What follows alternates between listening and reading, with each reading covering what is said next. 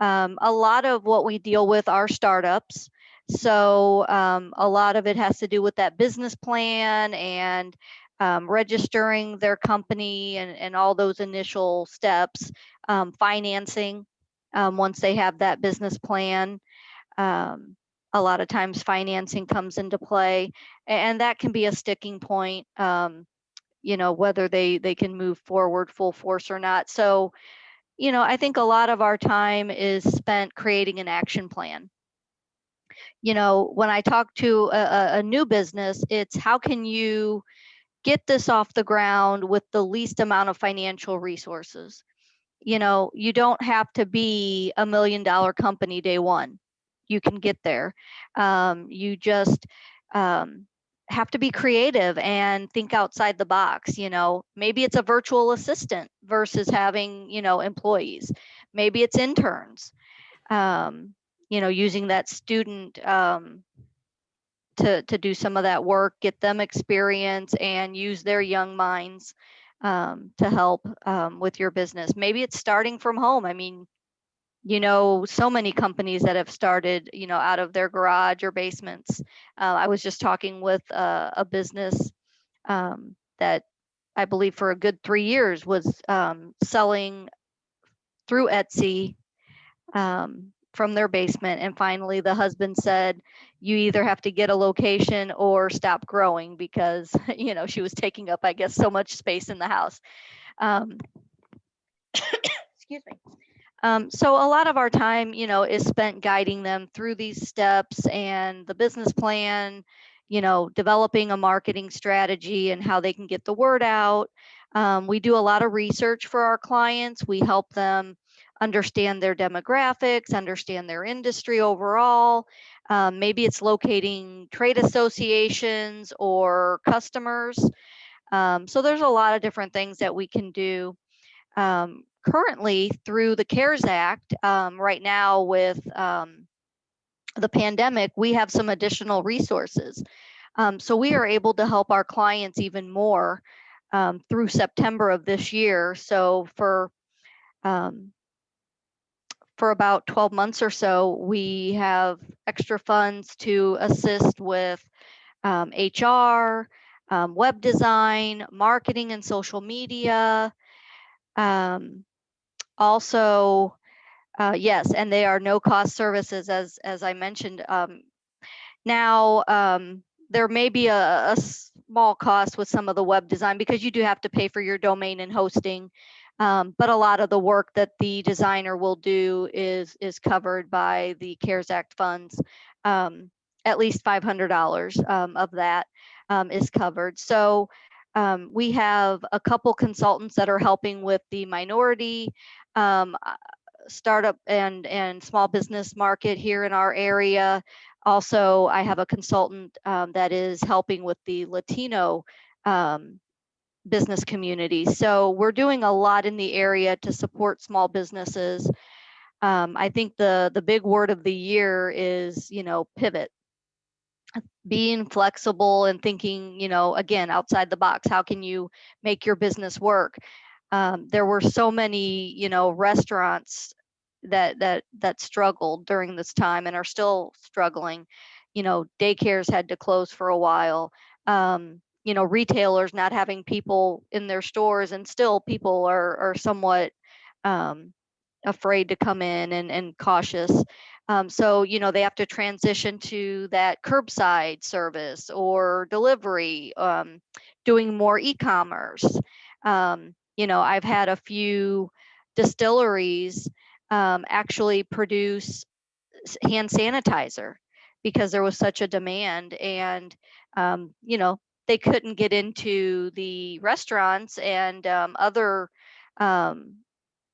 vendors that they were working with, so they use their resources and facility to create hand sanitizer. I laugh because it's actually in a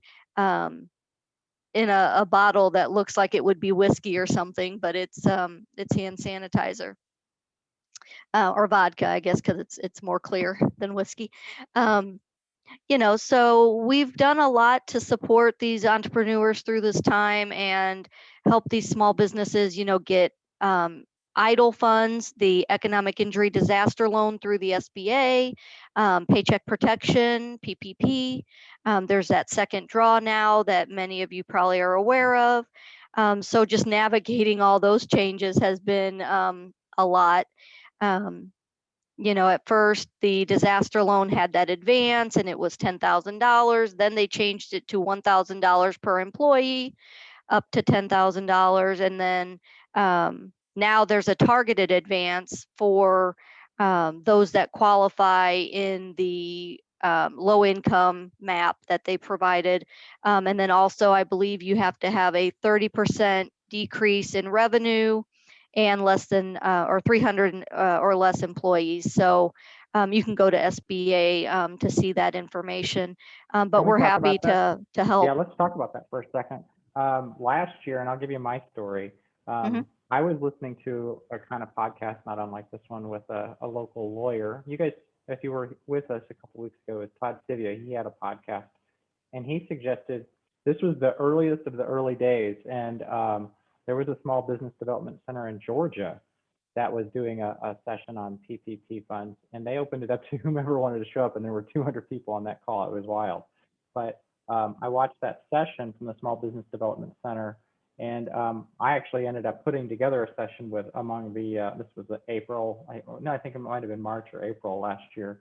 And I ended up getting in total $20,000 because I had a lot of questions about how my business was going to go. And I had an employee and I have several employees, but at the time it was a lot of questions about how that was going to work. So this is a good place to pay attention. If you have, and listen to me, if you've had a decline of 30% in your revenue over the last year, even if it has nothing to do with the COVID, if you've had a decline in 30%, you can ask for these funds. And I think, tell me if I'm wrong here, Joanne, but I think that these are quote unquote loans, but they're forgivable loans. And all you need to do is show that you're using those funds in a way that they're for rent or for personnel. There might be new stipulations, but I know the original PPP Paycheck Protection Program was you show that you were using it towards rent, your lease, utilities, or towards payroll,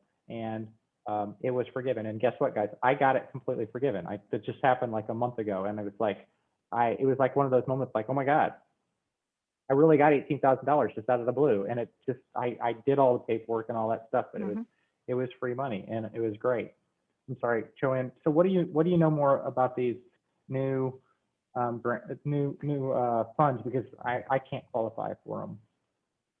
Well, the second draw paycheck protection, you do have to show, I believe it's a 25% decrease in gross receipts. Now, if you didn't apply before this new change, I think a week or two ago, Schedule C businesses can actually look at line 7 instead of line 31, which means that calculation could be different. So basically, as Matt was explaining, it's still very similar to the first round. Up to at least 60% of those funds have to be used for payroll. And we're not talking about hiring anyone else new. We're just talking about keeping your current staffing. So at least 60% for payroll, and then the other 40 is for rent, utilities, or mortgage interest. And now they do have some additional categories for working capital and supplier costs.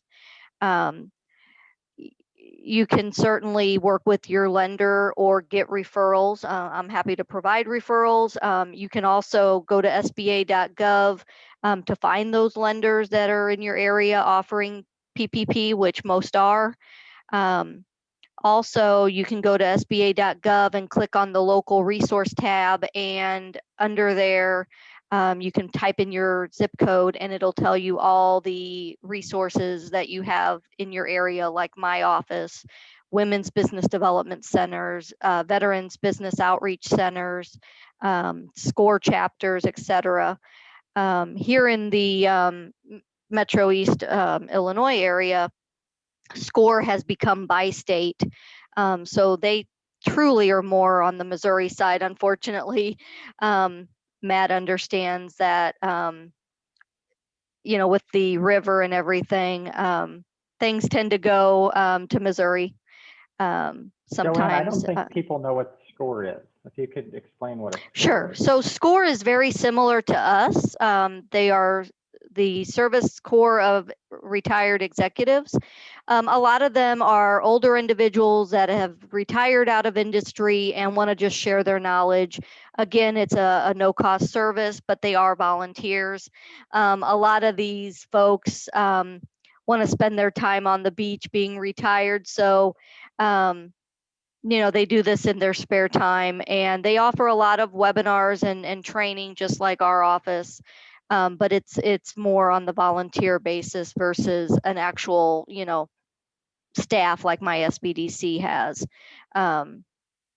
So very similar services, and you can really work remotely with them anywhere in the country. So if you're looking for someone that's very familiar with your industry, they can certainly pair you up with someone that is more on that educational consulting side. Grants, nonprofits, they can certainly work in a lot of different areas. I come from a small business background myself. I didn't mention my father was in the restaurant industry. My grandfather started when my dad was about 15, and my dad just retired. Still helps my brother a little bit. He took over a few years ago, but my dad is pretty much retired after, I guess, about 45 years in the restaurant industry. Not a lot of vacations growing up, not a lot of, time off. And it really did teach me a lot. I wouldn't, change it for anything in the world. Taught me a lot about, working together in teams. Everyone in the team is essential. If somebody didn't show up, you had to pick up the slack. So it taught me a lot. And then my parents depended on us kids. So I'm the oldest. I would work 2 or 3 days a week, and then I would watch my younger siblings the other days. So just a little side note. So I love small business and have been in it really my whole life. Now I get to go to the restaurant and enjoy a pizza without, having to answer the phone or something usually. But if I'm needed, I can certainly do that. Wash dishes, make dinners, you do it all as a business owner. So I So didn't Joanne, technically legally own, but I had all those roles. Yes, sir. I want to make sure we hit Michelle Molina's question here. She says she's a sole proprietor, hmm and she received a PPP loan. So she wants to know how to document it for her wages. And I'm gonna give you my answer, which is a non-answer, and maybe you can answer this too, because I think this is going to be an accounting question or a bank Yeah. question. I'd probably go back to whatever bank officer you worked with, because they're going to have documentation. So I'm set up as Exactly. an S corp, and so I pay myself a salary, right? And so I can document when I paid myself a salary and the whole payroll process. And so I can show that. And I ended up, when I did my forgiveness paperwork, I showed my actual paychecks and the payroll documentation. And I think honestly, they were looking at my quarterly W-2s and things like that. Not W-2s, what's it called? Whatever the quarterly report's called. But that basically my payroll report that went to Wage the report. federal government. Yeah, the wage report. And so I think that's going to be the answer for me, but I don't know how it's going to work with a sole proprietor. I think you probably want to check with your accountant if you have one. I think she's probably right. You'll just have to show that transfer from the business account to the personal, but I would work with your CPA and your bank just to make sure you have the proper documentation. It's more than likely going to be that bank statement and those sort of things, but I would definitely make sure with your bank and accountant. So within your community, Joanne, we know our community, but if I were to come to you and say, I'm brand new, I don't know anything about local accountants, would you be able to provide a list of local CPAs that work with small businesses? We do a lot of networking and outreach, so we have a great referral community. We work with a lot of banks, attorneys, accountants, insurance agents, credit card processors, the whole gamut. Really, anything that you need, we can provide those specialists. As I mentioned, our services are at no cost, but if you work with an attorney and an accountant, they'll have their fees. And then we actually have QuickBooks training provided through my office. My colleague Marty is certified in QuickBooks, and she can do some training for a very reasonable cost. It's 5 hours of training. And then there's also a partnership with QuickBooks, so we can offer a discount through the SBDC network. And when you say discount, this is another one of those like things you should know. If you need QuickBooks training and you go through the QuickBooks website, they're going to charge you an arm and a leg. But Marty, through Joanne's office, is $100 for 5 hours. Yep. That's $20 an hour. You're not going to find that deal. I mean, I'm just telling you right now, go look for it. You're not going to find that deal with any of the QuickBooks pros that are out there. They're all a lot more expensive than that. And I think it's 50% off for the first year now. Is it? Okay. Mm-hmm. Oh, through our office, you have that discount for your first year, I believe. First year of using QuickBooks? Mm-hmm. You're saying the QuickBooks subscription price would be 50% off. So this is just another reason why to go there, because This is all about the discounts and free stuff. So we were talking, actually, let's answer Amy's question. And I don't know the answer to this. Are you eligible for a PPP loan if you have no staff or employees? And I don't know the answer. Well, it would depend on how you are structured, but if you are a sole proprietor or an independent contractor, yes, your wages, your income qualify. So instead of thinking of just an employee wage, this would be your income that they would consider. So yes, you should more than likely be eligible. Okay, S Corp.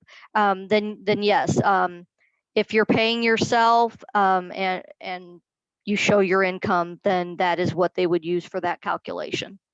It's 2.5 times your gross monthly income in your case. So they would take your total income divided by 12 and then multiply that by 2.5. And then, as we said, 60% at least has to be used to pay yourself.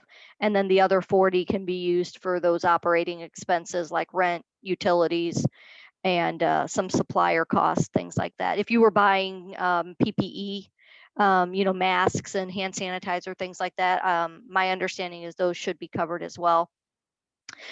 So there are some things hopefully coming down the pike with this new stimulus that just came out. So definitely stay tuned. There may be some, state programs. I know Illinois did a business interruption grant. They had 2 rounds. There may be a third from what I'm hearing. No news exactly yet. And there could be other things here shortly. So the CARES Act has really allowed us, as I said, to provide some extra support, really at no cost or very low cost to our clients for, some of these things that are very important during this time, like web design. Maybe you don't have a website, or maybe you haven't looked at updating your website in a few years. Maybe you don't have that e-commerce part set up, that shopping cart and things like that. So those are things that we can certainly help with. And I would check with your local SBDC because I believe most of them do have CARES Act funds. I can't guarantee that they all do, but check with your local SBDC. And just as is here in the chat, the link to find your local SBDC has been provided. Thank you very much, Theodore. I'd also like to mention, and again, every SBDC is a little different, but we have a new podcasting studio.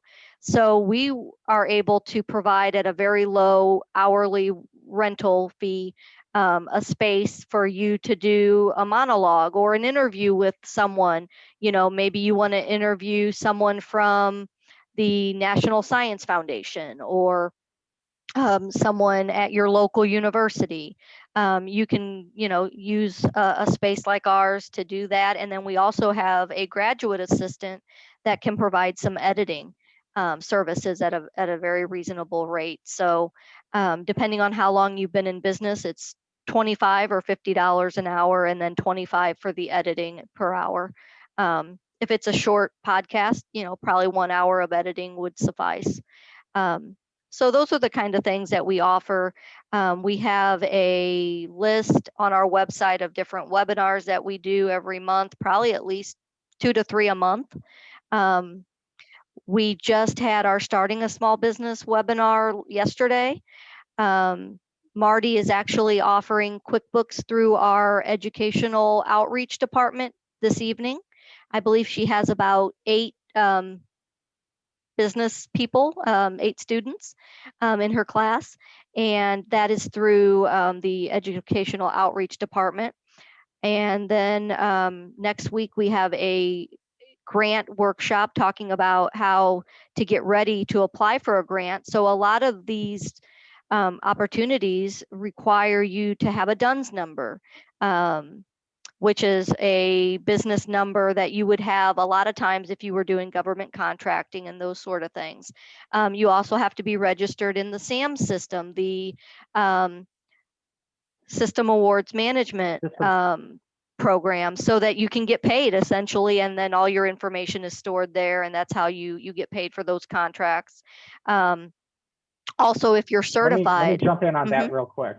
With the SAM, just let me give you everybody this hint. If you go out to get a sam.gov, and I'm saying .gov, if you type in anything with SAM, make sure it always, listen to me, always says .gov. Anything that says .org or .com, and you'll start getting a slew of email, particularly if you accidentally type any of your contact information into the site, and then you're going to start getting mail, and you'll get mail at your home, at your office. There is a lot of money in government contracting, and there's a lot of shysters out there. Let's put it that way. But see there, look at there. Teddy is talking about so many scammers. Absolutely, there are a lot of scams around this, so be super careful. There is no cost to get your DUNS. Because absolutely no cost. There will be people who say, pay me $150 and I'll to set it up, and it's like a registration fee. It's them just taking your money and typing in, 1 page of work. There's not a lot of, it's not difficult. Actually, when you get into the detail of doing the SAM.gov itself, there's nobody who can do this for you. It does get somewhat complicated because it asks you a lot about your SIP number and classification of I forget what, no, not SIP, NAICS code. That's what it is. NAICS code, that's what it is. Your NAICS code and different codes like that. But nobody's going to be able to do this for you. This is a bunch of stuff you're going to have to look up on your own. So don't pay somebody a whole bunch of money when you can do this for free. So just know that. Yep, there is no cost to get your DUNS, your cage number exactly, and that registration process. There is an office similar to ours, but they focus solely on government contracting, the Procurement Technical Assistance Center, PTAC. So they can assist you with, a capability statement, basically your business resume, and helping you receive emails. It's called bid matching. So they'll send you emails notifying you of opportunities that are out there that you may want to apply for. Those, RFPs, those requests for proposals and things like that. And if you want to be certified, let's say you're a veteran or a woman-owned business or a minority, or there's a few other categories, you can certainly use their services to get that support. Most of those certification processes are at no cost. So I was mentioning the podcast studio. We also have a Metro East Startup Challenge. Probably not something too relevant today, but I'll just mention it briefly. There may be other opportunities in your area for something similar. So we have a competition. This is our 8th year.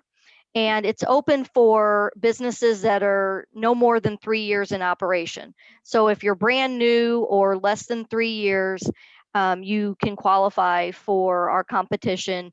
And essentially, you provide your executive summary, which is that snapshot of your business, that 1 page or so of information. And then we have a process and go through some rounds. If you go further, you get mentors, and you also provide us your full business plan. And if you make it to the very end, you actually pitch in front of judges. So you'll provide that information in person and do a presentation for a chance to win a portion of $20,000. Actually, this year we have $22,000, and we're going to offer a 4th place prize. So it's $10,000 for first place, $6,000 for second, $4,000 for third, and then $2,000 for 4th place. And we have some in-kind services, usually a couple hours or so of accounting and legal and web design. Last year we had cybersecurity support. So I'm working on getting that all together. We usually announce in June, so we have a little time. And then the first submission is due in August. So you can check in your area. Maybe there are some business plan competitions out there. Maybe there's something specific to your field or just your community. So Joanne, you're located about, well, 3 miles. You're like, if you're on campus, I don't know if you're on campus right now. If you're 3 miles from me right now. Now, to what degree could people on this call who are located all over the United States work with you, or are you going to encourage them to go to their local small business development center in their communities? Well, I would say a little bit of both. I mean, we do webinars, so anyone is welcome. If it's more one-on-one training, we do have territories that we cover. So I would suggest working with your local SBDC for that specialized one-on-one training. I mean, I'm happy to talk to anyone, but I don't know what's in Atlanta, what's available to you as far as, funding opportunities. Maybe there are some local programs with your county and your city, and I don't have that network, that they're going to have. So I would say, if you're interested in one of our webinars, wonderful. If you want to talk to me about something, I'm happy to listen and provide my, 2 cents. But I would say, mostly your work is going to be with your local office. Joanne, you talked at the beginning about interns, and I want to share my experience and what I've been doing, and maybe you can talk about how you as a small business development center and perhaps your colleagues and other small business development centers could assist with this. Well, I'm in an interesting situation where I've won a couple grants, and I built into it graduate assistantships to work with me who are like interns. They're typically graduate students. I've got a relationship because I'm a 2-time graduate from Southern Illinois University at Edwardsville, SIUE, and I have relationships with a couple different academic departments. And so I know where to go to kind of work through the traffic of how you put together a graduate assistant to come and work with me in my private industry. And so in my situation, I have a relationship with a faculty member in the psychology department, and I want to work with an industrial organizational psychology student, which, if you know anything about IO psychology, they don't know it, but they're evaluators in training because they sit and think about how organizations work. But anyway, I developed this relationship, and then that goes up through the graduate school, and then there's the graduate school accountant, and there's contracts that get signed. But at the end of the day, for about $20,000, $21,000 a year, I get a 12-month part-time employee. I don't have to pay their salary. I have to pay the university on a contract basis. I don't have to cover their insurance. I don't have to pay any of the employer costs associated with having an employee, like employer taxes and things like that. So it's a wonderful opportunity for me. And of course, students it's going to be a mixed bag. You never know who you're working with. I mean, you get a chance to interview, of course, so hopefully you're finding a good person, but students are there primarily in their academic programs to learn, so you need to facilitate that learning. But you find a good one, and they're worth their weight in gold. They're amazing. And so if I were thinking about getting a graduate assistant, I could probably start by going to my small business development center at a university, right? And you would be... Sure, we can definitely work with you on developing that job description, kind of figure out what your needs are, and then help you get the word out through the university. If you don't have the connections like Matt does, we would start with the different departments that would be relevant to the student you're looking for, the career development center, those kind of places on campus. There's also usually an intern assistant, someone in the university that works on helping students find internships. So we can do that work. And then, definitely, like Matt said, it saves you a lot of cost, but it also gives them some great experience and, allows you to get the work done that you need for a very, affordable wage. So it's definitely important to establish those relationships and like we said in the beginning, think outside the box. A student could be perfect. Maybe it's a virtual assistant. You could go on, Fiverr, or, there's different virtual assistant apps and trade associations where, maybe you just need some bookkeeping on a part-time basis, or maybe you're just looking for someone to create some design work. So there's lots of opportunities to work with students, or just kind of independent freelancers. And then I would always encourage you to work with your CPA to make sure that you understand how that all works with your company, for taxes and different benefits and things that might have to be considered. So Joanne, we're about 5 minutes before the hour, and I told you this the other day, that I like to ask 2 questions of all of our guests. And one of those questions is, if you were starting a business right now, and you had just really great skills, you had a really good understanding for what you wanted to do, but really you had no network, how would you get started? Well, network is important. So I would start by building that network through LinkedIn. That's an easy way, and set a goal, try to maybe connect with 3 to 5 people a month. Make some connections with your local chamber of commerce and other business organizations, the Rotary Club, and just lots of different groups in your area, and just start being involved and going to events and sharing information. It takes time and effort, but it's definitely valuable, because when you're thinking down the road, when you're thinking about an event that you want to put on, or a person that you're trying to hire, or just trying to find customers, you've got people to reach out to. So building that network can be virtual and in person, but definitely put in that time and effort to make those connections and maintain those relationships. Send thank you cards, and tell them Merry Christmas, and Happy birthday, and all those kind of things. And make sure that you're keeping them informed of what's going on in your business as well. Even if you don't think that they're going to buy in, they might have other ideas and other people that they can share it with. There might be sponsorship opportunities. There might be a webinar that they can share. You might be looking to set up a podcasting studio like we were, and the Edwardsville Community Foundation reached out to some of their partners so that they could provide us some support financially to make that happen. So the networking is crucial, and spend some time really figuring out who that audience is. And you don't have to be on every platform. You don't have to go to every meeting, but you need to know where your customers and clients are.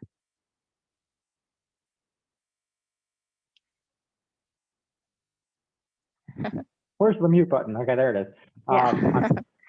I love to do the shortcut key, but I was in another window apparently at the same time. So Joanne, another question I ask is now a good time to start a small business?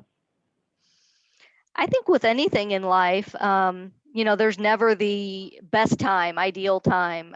There's always going to be challenges. There's always going to be life things getting in the way. But, honestly, anytime is a good time to dive in.